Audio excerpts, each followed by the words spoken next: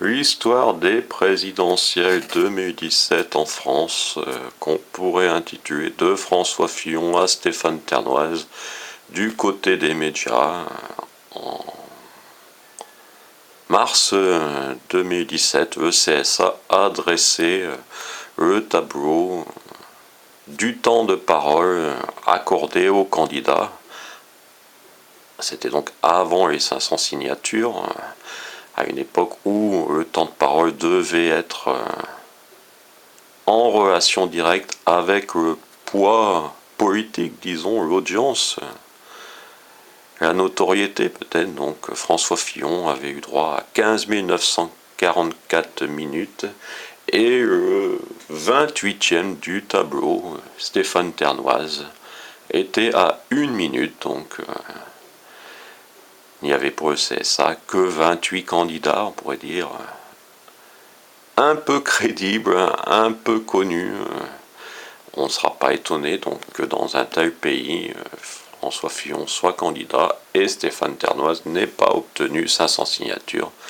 Donc l'article du Figaro, le CSA pointe en février un temps de parole anormalement élevé de François Fillon.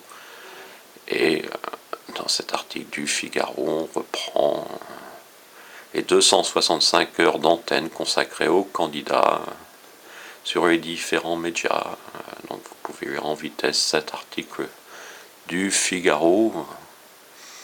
Donc on peut dire que François Fillon représentait en février près de 16 000 fois plus que Stéphane Ternoise, qui pourrait peut-être être une notion de patrimoine ou effectivement d'audience réelle. Donc on voyait Alexandre Jardin, qui est une autre forme d'écrivain, qui a eu droit, lui, à presque 2 heures d'antenne. Imaginons 2 heures d'antenne pour Stéphane Ternoise, et sûrement que des maires auraient osé, mais non, ils n'ont pas osé.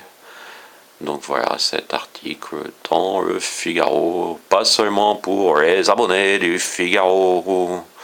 Et oui, on peut toujours résumer la vie politique en déformant un peu notre Renault national. Dieu, quelle est belle histoire des présidentielles, avec François Fillon, et bon là, chercher une Raymond pour ces élections.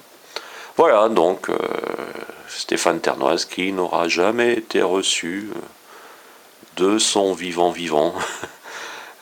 par le président du département dans lequel il vit, qui s'appelle Monsieur Serge R. Serge R, oui.